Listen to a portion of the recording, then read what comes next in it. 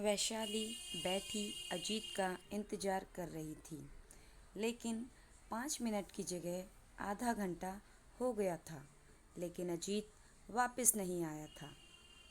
वैशाली भी अब उठ के सीधा प्रिंसिपल रूम में चली गई। वो तो वैसे भी जानती थी, लड़का तैयार हो भी जाए, लेकिन उसके घर वाले कभी तैयार नहीं होंगे। कुछ ही देर में वैशाली प्रिंसिपल के सामने खड़ी थी और उनके कुछ बोलने का वेट कर रही थी कि प्रिंसिपल अपने कंप्यूटर में देखते हुए बोले, सॉरी वैशाली, कहीं कोई वैकेंसी खाली नहीं है। मैं तुम्हारा ट्रांसफ़र कहीं और नहीं कर सकता। वैशाली रिक्वेस्ट करते हुए बोली, सर प्लीज़, अगर मेरी पोस्ट घटा के भी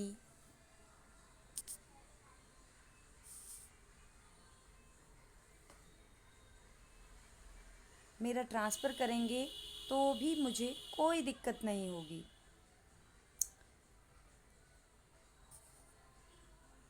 प्रिंसिपल, वैशाली, मुझे नहीं पता तुम ट्रांसफ़र क्यों चाहती हो, जबकि तुम्हारा घर यहीं है। बहुत से लोगों को अपने घर के पास ट्रांसफ़र लेने में सालों लग जाते हैं और तुम दूर जाना चाहती हो। वैशाली, सर, मेरी पर्सनल प्रॉब्लम है, प्लीज़ सर, कहीं भी ट्रांसफ़र दे दो।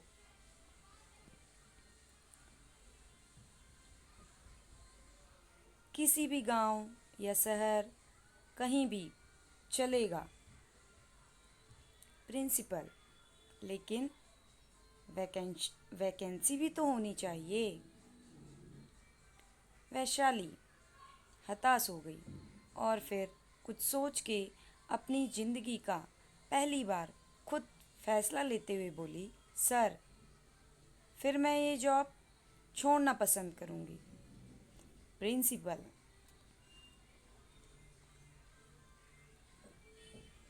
शॉक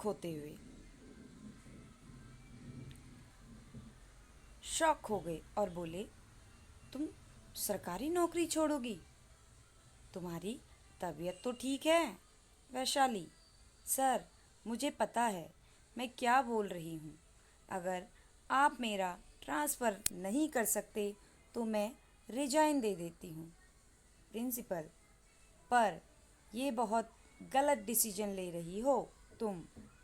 1 साल और वेट कर लो, कोई ना कोई वैकेंसी ज़रूर खाली होगी और जैसे ही कोई भी पोस्ट खाली होती है मैं तुम्हारा ट्रांसफ़र कर दूंगा। वैशाली ने पेन और पेपर लिया और रेजिग्नेशन लेटर लिखते हुए बोली, थैंक यू सर, पर मेरे पास 1 साल तक का टाइम नहीं है। प्रिंसिपल, जॉब छोड़ दोगी तो क्या करोगी? वैशाली, कहीं भी जाके प्राइवेट स्कूल में जॉब कर लूँगी सर, बोल के वैशाली ने अपना रेजिग्नेशन लेटर दिया और प्रिंसिपल रूम से बाहर आके स्कूल से बाहर जा रही थी कि सामने से अजीत भी आ रहा था। जैसे ही अजीत ने वैशाली को देखा, अपना रास्ता बदलने लगा। वैशाली मुस्कुरा दी और अजीत को रोकते हुए बोली, अजीत, 1 मिनट। अजीत रुक तो गया, पर उसको बहुत अजीब लग रहा था। उसकी नज़रें नीचे थी। वैशाली ने अजीत को देखते हुए कहा, तुमको गिल्टी फील करने की ज़रूरत नहीं है और तुमने बिल्कुल सही फैसला लिया है। पेरेंट्स के अगेंस्ट जाके कोई भी फैसला मत लेना। अजीत ने नज़रें उठा के वैशाली को देखा तो वैशाली अपना हाथ आगे बढ़ाते हुए बोली, हम हमेशा अच्छे दोस्त रहेंगे। अजीत ने भी वैशाली से हाथ मिला लिया। वैशाली ने फिर उसको बाय किया और बाहर निकल गई। अजीत उससे पूछना चाहता था कि वो कहाँ जा रही है, लेकिन उसकी इतनी हिम्मत नहीं हुई, इसलिए वो भी अपनी क्लास में चला गया। वैशाली घर आई तो उसकी एक बहन कॉलेज तो दूसरी अपनी प्राइवेट जॉब पर जा चुकी थी और उसका भाई भी अपनी जॉब पर और पापा अपनी शॉप पर थे। वैशाली इतनी जल्दी आ गई तो अदिति जी ने उसे थोड़ा सवालिया निगाहों से देखा, लेकिन कुछ बोली नहीं। वैशाली अपने कमरे में आई और एक बैग में अपने थोड़े से कपड़े और कुछ बुक्स पैक की और बाहर आदिति जी के पास आके उनके पैर छूने लगी। तो आदिति जी 2 कदम पीछे हो गई।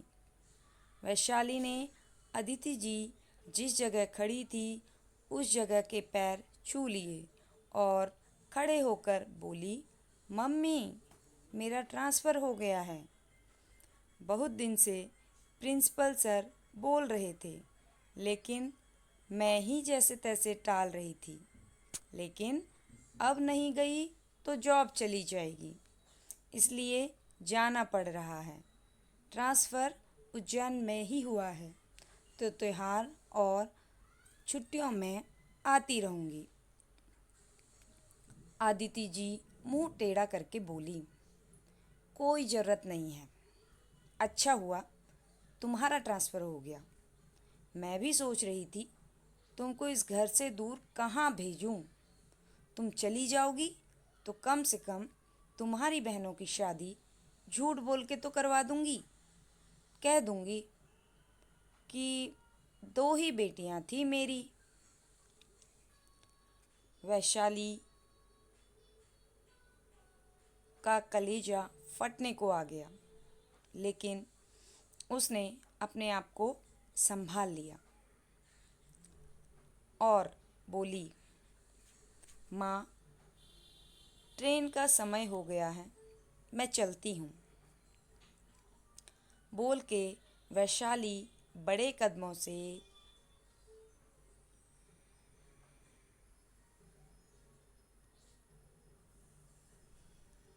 अपना बचपन, अपने माँ पापा का घर छोड़ के आगे बढ़ गई और करती भी क्या, उसको यही रास्ता सही लगा। बाकी महाकाल जाने उन्होंने उसकी किस्मत में क्या लिखा है। वैशाली ने एक बार पलट के अपने घर को देखा तो आदिति जी ने पहले से ही डोर बंद कर लिया था। वैशाली की आँखों से आंसू निकल गए और फिर वो भी भगवान का नाम लेकर अपने इष्ट देव की नगरी के लिए निकल गई।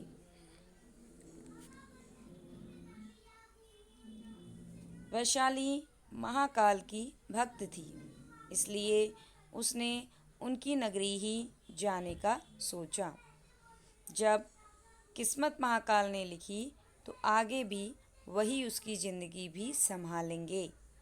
आखिर हैं तो हम सब उनकी संतान, कब तक अपने बच्चे को तकलीफ़ में देखेंगे।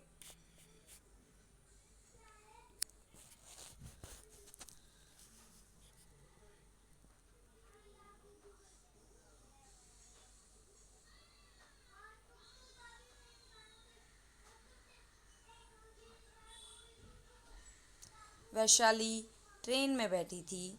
जैसे जैसे ट्रेन छूट रही थी वैसे वैसे उसके आंसू निकलने तेज हो रहे थे। उसको अपना घर, परिवार, अपना बचपन सब पीछे छूटता हुआ नज़र आ रहा था। जल्द ही ट्रेन पटरी पर भागने लगी। वैशाली ने अपने आप को संभाल लिया और अपनी बुक निकाल के पढ़ने लगी।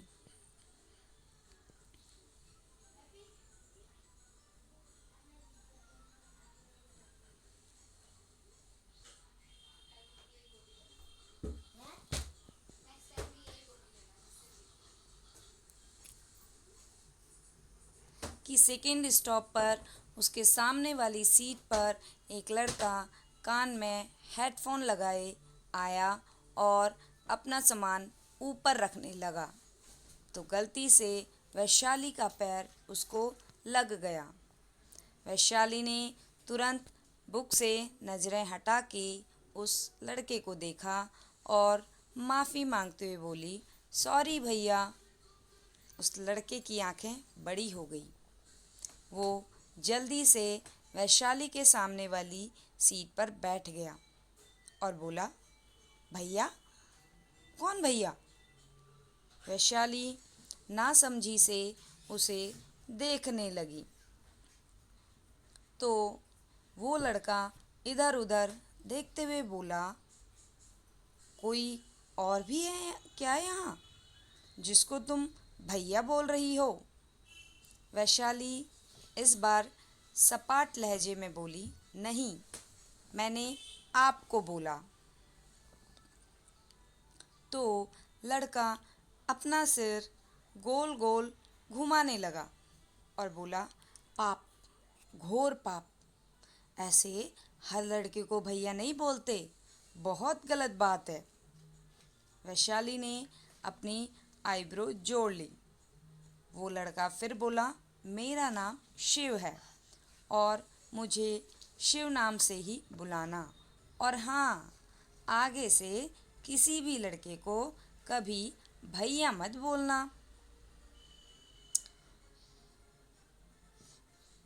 अब वैशाली ने भी कन्फ्यूजन से पूछ लिया, क्यों? शिव बेचारगी से बोला, अरे यार, सबको भैया बना लोगी तो बॉयफ्रेंड किसको बनाओगी? भाई शब्द बस बोलने के लिए थोड़ी ना होता है। अब सोचो, तुम्हारा दिल मेरे पर आ गया और मेरा दिल तुम्हारे पर, लेकिन तुमने भैया बोल के रिश्ता ही कुछ और घुसा दिया। अब बताओ आगे क्या होगा? इसलिए नो भैया, ओनली अपने सगे ब्रदर को ही भैया बोलना।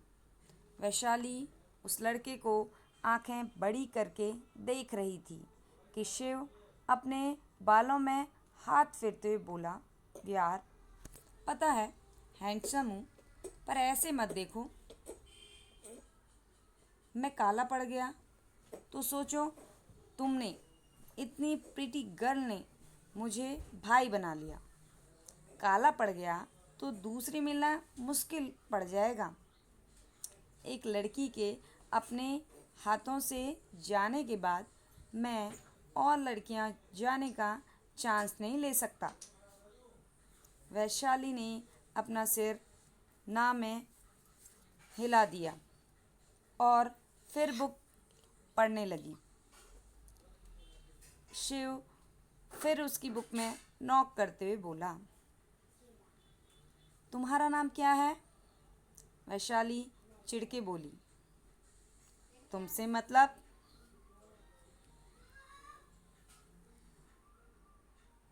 शिव बच्चों सा बोला, यार प्लीज़, अब तो भाई बोल दो। बोल दिया। ये लड़कियों वाले नखरे मत करो। वैसे भी गर्लफ्रेंड बनोगी ऐसा नहीं पूछा, नाम पूछा है बस। वैशाली ने शिव को घूरते हुए कहा, तो क्यों पूछा है?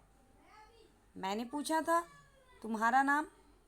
शिव मुंह बना के बोला, यार, तुम पक्का टीचर होगी, तभी ऐसी बोर हो और बोर बातें कर रही हो। इतना लंबा सफ़र क्या गर्मी में उबल उबल के निकालेंगे? वैशाली ने आंखें छोटी कर ली और बोली, देखो, मुझे डिस्टर्ब मत करो, वरना टीटी से तुम्हारी शिकायत कर दूंगी। शिव, यार, तुम सच में टीचर हो ना? वैशाली शिव को घूरने लगी तो शिव बोला, बोलो ना यार, तुम सच में टीचर हो? चलो इतना तो बोल ही सकती हो। वैशाली चिढ़ के बोली, हाँ हूँ, तुमको कोई दिक्कत? शिव हंस दिया और बोला, देखा मैं कितना अच्छा गैस करता हूँ। लेकिन बात यह है कि तुम टीचर हो लेकिन मैं तुम्हारा स्टूडेंट नहीं हूँ। सो मुझे टीटी की धमकी देने की से कुछ नहीं होगा। वैशाली की आंखें बड़ी हो गई और वो अपनी जगह पर खड़ी होकर टीटी को आवाज़ देने लगी। लो। शिव ने जल्दी से उसको पकड़ के बैठा दिया और शांत कराते हुए बोला, अरे मेरी टीचर बहना, काहे लंका लगा रही हो? इतने टाइम बाद घर जा रहा हूँ और तुम मुझे जेल भेजने की फिराक में हो।